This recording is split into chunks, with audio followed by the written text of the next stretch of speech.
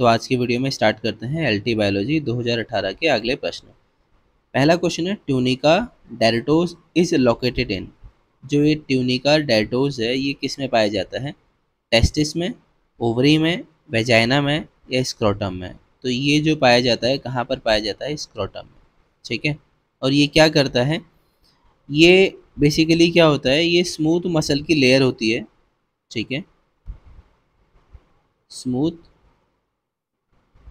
Muscle की layer होती है जो कि कहाँ पर पाई जाती है? स्क्रोटम में। ठीक है। अब ये काम क्या करता है? ये करता है, जो रिंकल्स बनते हैं ना, वो इसी की हेल्प से बनते हैं। ठीक है, स्क्रोटम में जो रिंकल्स बनते हैं उसके लिए ये रेस्पॉन्सिबल होता है। ये टेस्टिकल्स के टेम्परेचर को रेगुलेट करता है। ठीक है, ह्यूमन बॉडी से 2 या 3 डिग्री कम का टेम्परेचर होता है टेस्टिकल्स का, तो उसको मेंटेन करने के लिए ये रेस्पॉन्सिबल होता है। ठीक है, चलते हैं अगले क्वेश्चन की ओर।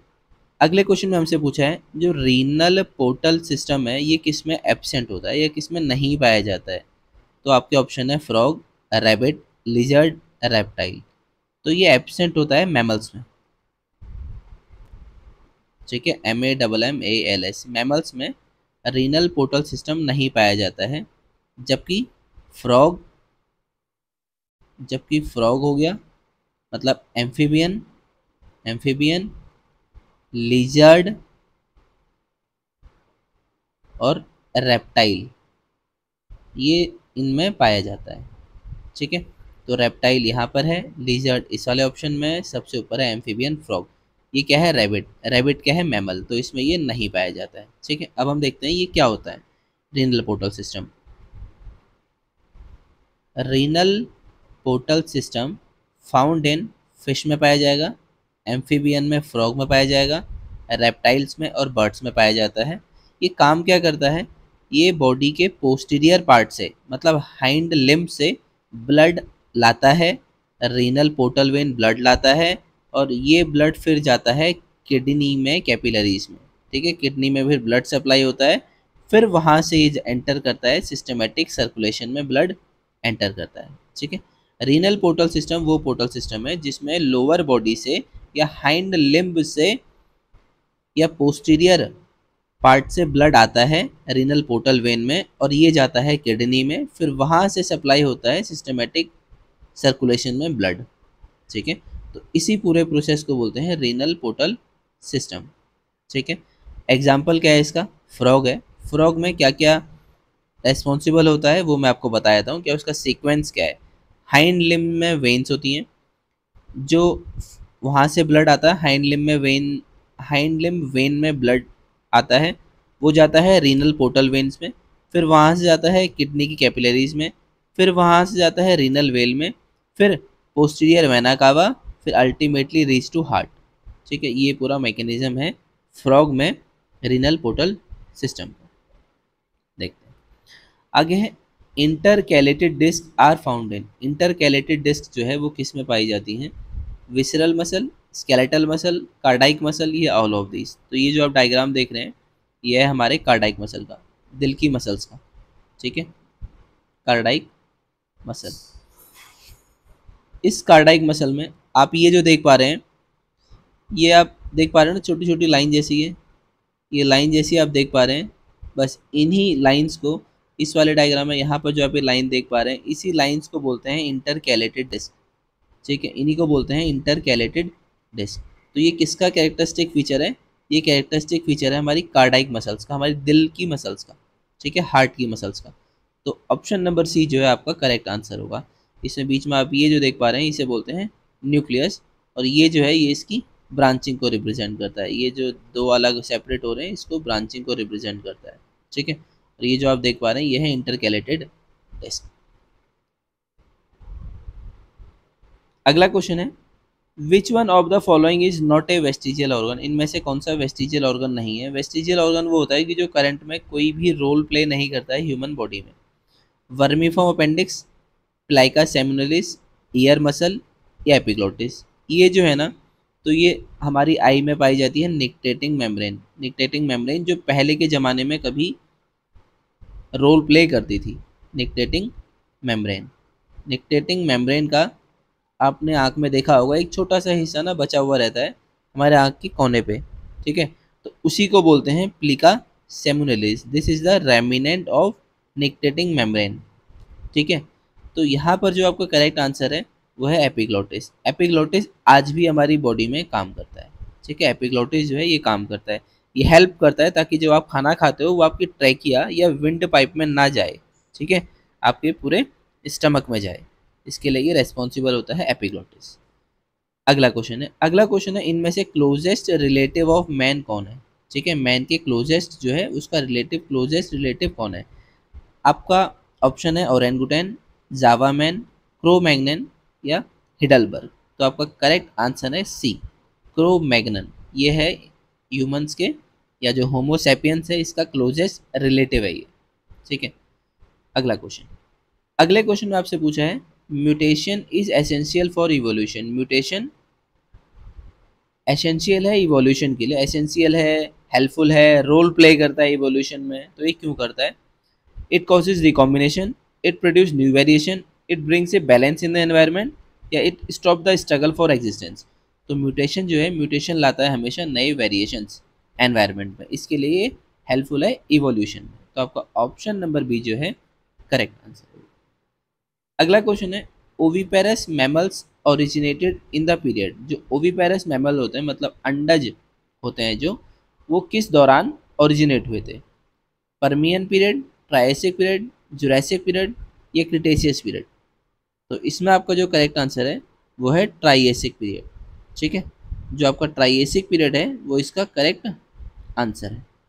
और इसी दौरान जो मैमल्स प्रेजेंट हुए थे उसको हम बोलते हैं ट्रीमाटोन्स, ठीक है, मोनोट्रीम्स बोलते हैं, MONO मोनोट्रीम्स, TREMES, मोनोट्रीम्स बोलते हैं, ठीक है। इनके लिए एक स्पेशल नाम यूज़ करते हैं मोनोट्रीम्स, ठीक है।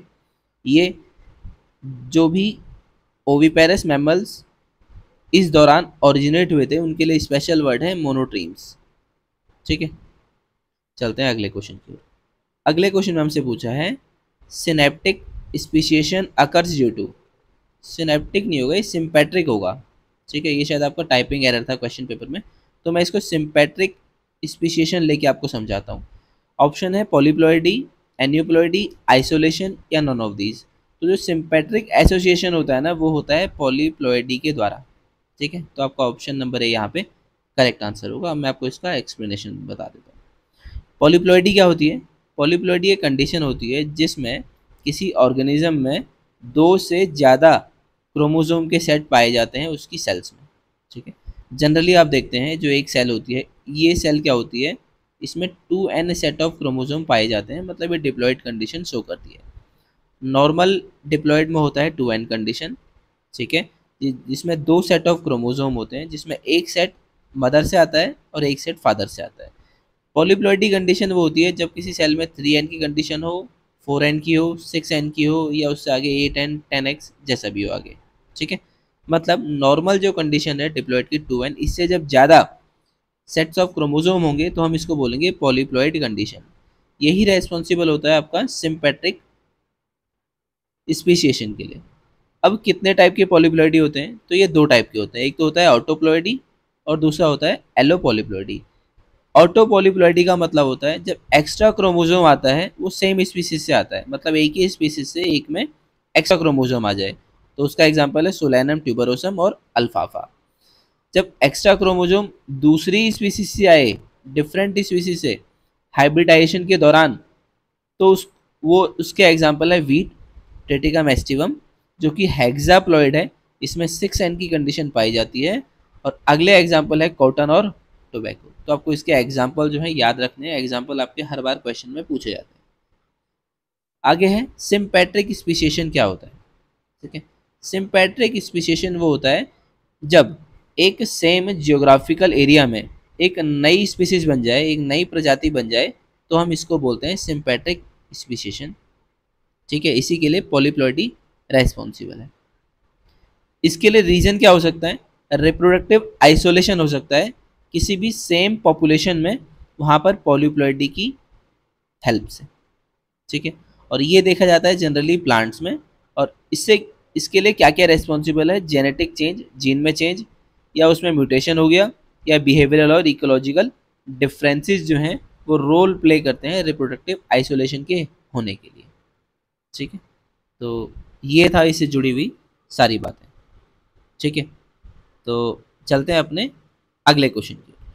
बाकी एक चीज़ रह गई रिप्रोडक्टिव आइसोलेशन के बारे में आपको बताना। रिप्रोडक्टिव आइसोलेशन का मतलब होता है रिप्रोडक्टिवली आइसोलेट जब कोई स्पीसीज होती है या जब कोई ग्रुप होता है। तो आपको समझाता हूँ।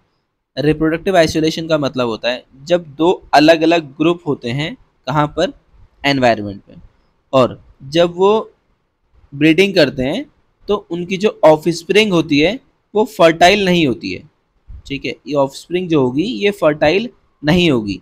इसी कंडीशन को बोलते हैं रिप्रोडक्टिव आइसोलेशन। जैसे हॉर्स है और डंकी है। हॉर्स और डंकी का जब हम क्रॉस कराते हैं या वो ब्रीडिंग करते हैं नेचर में, तो उससे जो ऑफस्प्रिंग पाई जाती है उसको हम बोलते हैं म्यूल, जो कि होता है खच्चर, ठीक है। और खच्चर क्या होता है, स्ट्राइल होता है, ठीक है। मतलब वो रिप्रोड्यूस नहीं कर सकता है, ठीक है। फर्टाइल नहीं होता है, वो इनफर्टाइल होता है, ठीक है। इसका मतलब होता है रिप्रोडक्टिव आइसोलेशन।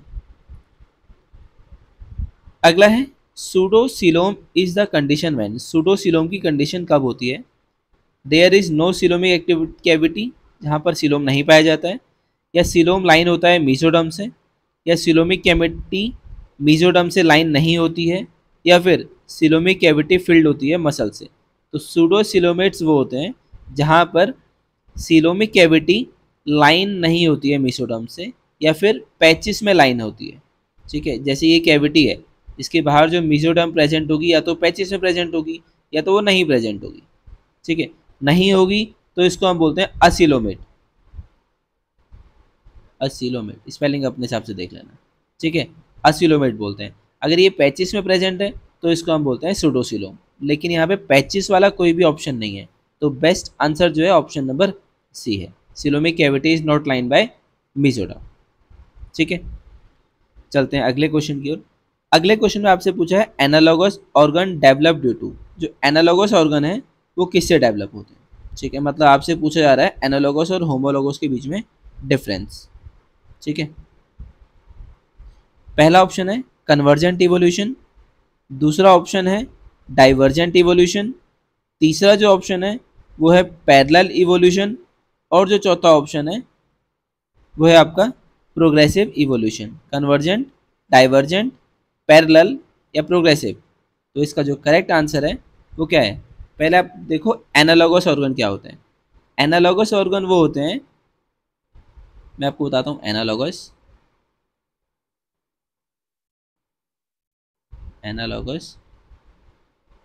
और दूसरे होते हैं आपके होमोलॉगस।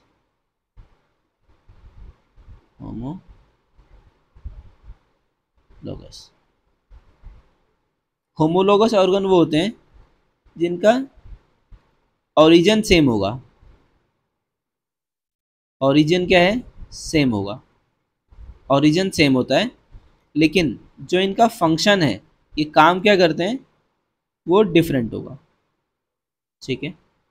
होमोलॉगस वो ऑर्गन होते हैं जिनका ओरिजिन सेम है लेकिन फंक्शन डिफरेंट है। एनालॉगस वो होते हैं जिनका जो ओरिजिन है ये डिफरेंट है, लेकिन जो एक काम करते हैं इनका फंक्शन जो है वो सेम होता है, ठीक है। अब मैं आपको इसको एक एग्जांपल समझाता हूँ। होमोलॉगस का जो एग्जांपल है वो है ह्यूमन, ह्यूमन है, वेल है, बैट है। मैं आपको तीन एग्जांपल लेके समझा रहा हूँ। ह्यूमन, वेल और बैट, इन तीनों का जो फोरलिम्ब है, फोरलिम्ब मतलब हाथ भी आप कह सकते हैं, फोरलिम्ब, ये जो फोरलिम्ब आपका स्ट्रक्चर देखोगे ना तो वो स्ट्रक्चर में सेम है, स्ट्रक्चर सेम है उन तीनों का। ह्यूमन में, वेल में और बैट में, इन तीनों का फोरलिम्ब का स्ट्रक्चर तो सेम है, लेकिन इन तीनों का काम अलग अलग है। बैट में उड़ने का काम है, वेल में उसका तैरने का काम है, ह्यूमंस में किसी सामान को पकड़ने का, उठाने का, इन सब का काम है। किसका, फोरलिम का। फोरलिम अलग अलग मॉडिफाई हो जाती है फंक्शंस के लिए, लेकिन ओरिजिनल जो उसका स्ट्रक्चर है वो सेम होता है। वहीं आप अगर एनालॉगस की बात करते हैं तो इसमें इंसेक्ट और बर्ड, इंसेक्ट और बर्ड के विंग्स का इसका एग्जांपल है। ठीक है, इन दोनों में क्या है, इंसेक्ट और बर्ड, इन दोनों के विंग्स जो हैं वो दोनों उड़ने के काम करते हैं, मतलब दोनों का फंक्शन सेम है, लेकिन ओरिजिन जब आप देखोगे, इसका डायग्राम देखोगे तो उनका ओरिजिन दोनों का डिफरेंट है। ठीक है, तो ये था एनालॉगस और होमोलॉगस का डिफरेंस। और जो एनालॉगस शो करता है, होमोलॉगस जो शो करता है वो शो करता है डाइवर्जेंट इवोल्यूशन, एच डी। आप इसको ऐसे भी याद कर सकते हो, एच और डी। डी मतलब डाइवर्जेंट इवोल्यूशन, ए का मतलब सी, कन्वर्जेंट इवोल्यूशन, ए सी। ठीक है, तो एनालॉगस पूछा है तो एनालॉगस शो करता है कन्वर्जेंट इवोल्यूशन से। एनालॉगस ऑर्गन जो हैं वो डेवलप होते हैं या ओरिजिनेट होते हैं।